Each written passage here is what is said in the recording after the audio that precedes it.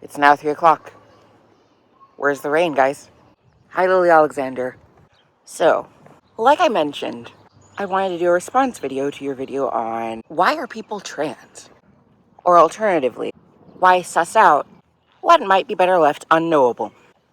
And I say that last clause because at the end of the video, Lily says, well, essentially, there's the cloud, that much like autism, homosexuality, personal dispositions that are not generally voluntary but are not physically manifest either, the epigenetical, ecological, sociological, physiological cause is ambiguous and ultimately not worth knowing, or even, granted, harmful to know. Now, granted, I've kind of conflated portions of her video together. In the beginning of the video, she expresses this point about how autism and homosexuality, I think those were the main ones that she mentioned, I think there's another one possibly, but those are the main ones, have borne the brunt of eugenical thought. Essentially, if you can find the cause, why not eradicate it? Or at very least, diminish its likelihood of occurring. And of course, in this modern age, we abhor and condemn such ways of thinking. Why? Because in short, deletion of human diversity gets messy. It's one thing to alleviate and diminish suffering of a general populace, but to diminish or subdue innate traits for the sake of collective comfort, well, that's frowned upon. Personally, if I can speak freely, I question that attitude at times, but honestly, if I think deep enough about it, I realize that generally, well, actually, neurodiversity can be harmful, but generally isn't as harmful as much as it is, speaking as a mild neurodivergent, an obstacle, or an impedance, a handicap even at times. And sometimes I've seen this firsthand. It can be downright incapacitating for them and those around them.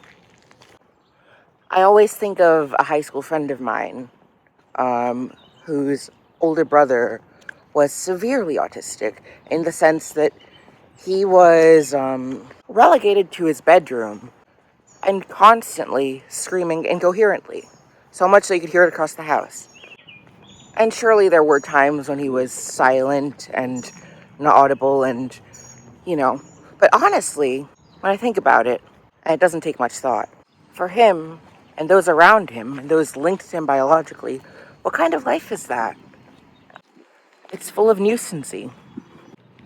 And yes, love, like hope, springs eternal, and it can certainly sprout within those circumstances.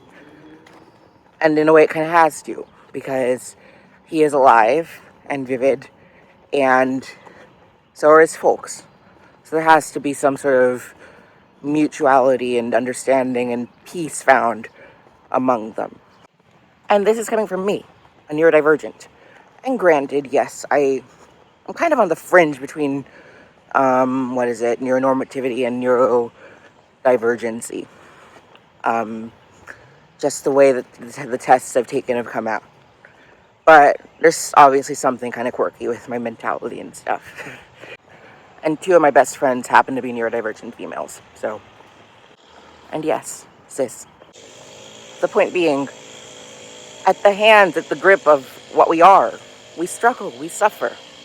And furthermore, by consequence of that, we suffer because of the world around us, not just being discompassionate or whatever to us, granted that's somewhat the case, but also just being different from how we function.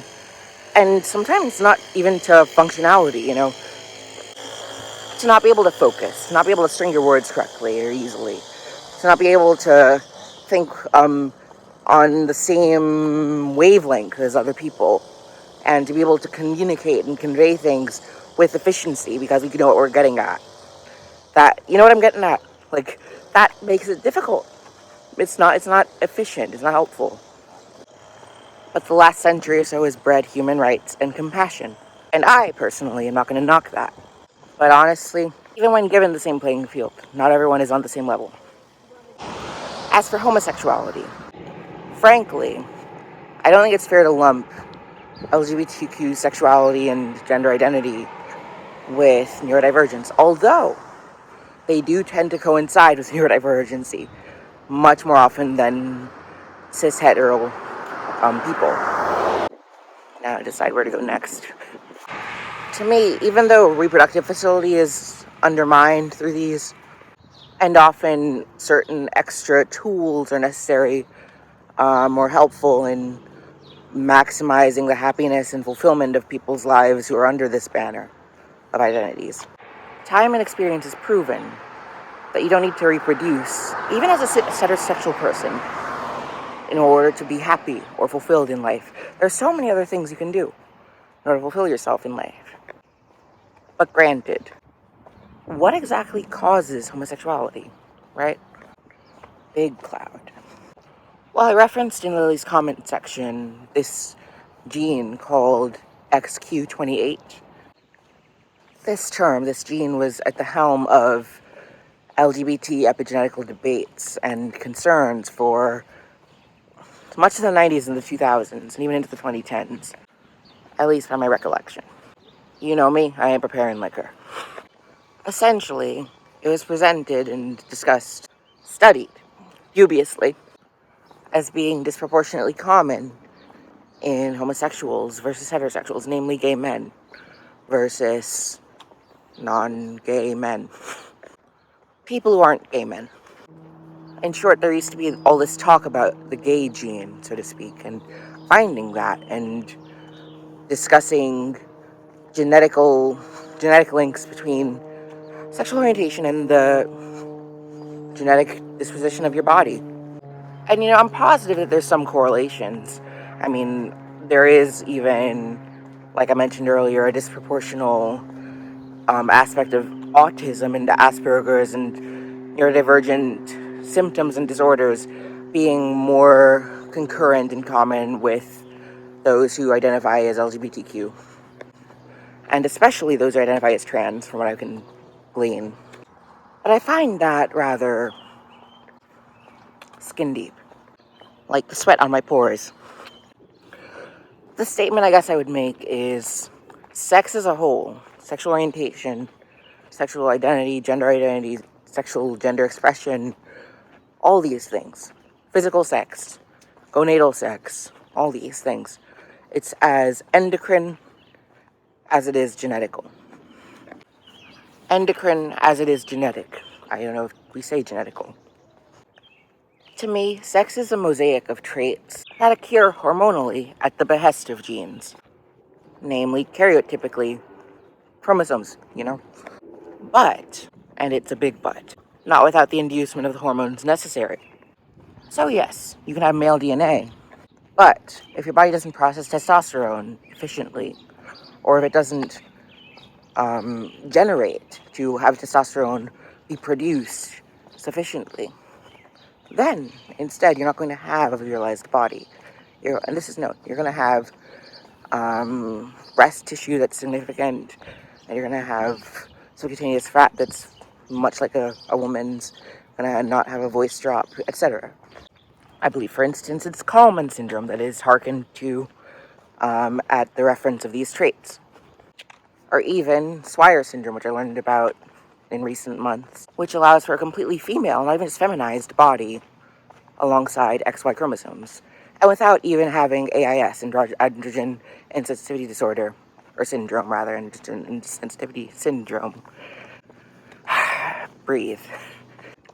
The body develops into what is more so its default, actually, as far as a general template for a human body to develop, regardless of the chromosomes or alleles that it's taking from. After all, you need a Y to virilize, to masculinize. You don't need two X's to feminize. Turner syndrome et al. It's funny, actually, that the terms cissexual, transsexual, and even intersexual are now considered somewhat antiquated. Because to me, they create I guess I'll call it a trimodal distribution. Essentially a continuum with three reliefs. There are two sexes, male and female, but inasmuch as they are modes of a greater continuum. And at integral of that, there are transsexual, intersexual, and cissexual, which are all variations of, or types or orientations of what your sex is. And they all, I guess they are stratified But at the same time, also, they're part of that continuum. They define it, they underlie it. I truly believe, firmly even, that transsexual, and even transgender as a whole, transsexualism, transgenderness, even I'd argue maybe non-binary in some capacities, all are variations of sexual development. I guess one could say disorders, but not necessarily, at least in this case, and in many cases, if not most, of those deemed DSDs. When you see me, you mostly see a woman, a female, but I was born as and developed accordingly, initially at least, as male. This isn't something to have shame over, although it can be confounding for people who are not in the know, or for whom they just don't get the notion that someone male can become female or whatnot, or can appear as some variant thereof. And for some who go down this path, many even, yes, it can be a choice. Yes, it can even be a sexually charged choice. Oh, here comes the rain again. It started drizzling a bit now. But you know what? Choices aren't even made in a vacuum. And the ones we do make, apparently spontaneously or at a whim, were guided by and informed by loads of stuff that happened in the days, months, even years prior. So, and you know what? With that, I do believe some people have been socially influenced to be trans. But at the same time, if it can work for them, and I use that as a caveat, then why not? Granted, to an extent, I would distinguish that away for those who are minors, because they might end up choosing something rash for themselves. But still, I do support having such care for trans people available for minors, teenagers namely, because some people, for them, it's really dire, and it's obvious that they'd live happier that way. So I can't deny that. Heck, I was likely even one of such. Almost certainly, actually, though I might have doubted it back then. I believe at the core of this, though, it's important to recognize that transness is real, and that it occurs manifestly in people's bodies, minds, and souls. Now, if I said soul in the idiom, you're going to think, oh, but souls aren't manifest, but whatever. You get what I'm saying. And really, it's a component of sexual identity. I don't know why we claim that it's not sexual or that it's separate from sexuality. It's distinct from sexuality, but it's not separate from it. It's definitely connected to it. It's definitely, what's the word? Commensurate with it, you know. And it's not always physically evident, it often isn't. But there are also many trans people who never quite looked like the spitting image of masculinity before they transitioned to female, or the spitting image of femininity before they transitioned to male. And might even look better, significantly, as they are now versus then. Not to make it superficial, but it's worth considering. Like, it's bold to deny that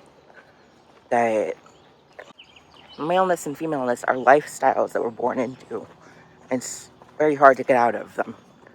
And that for some, that's difficult and even tragic for some, because it doesn't work for everyone, one or the other.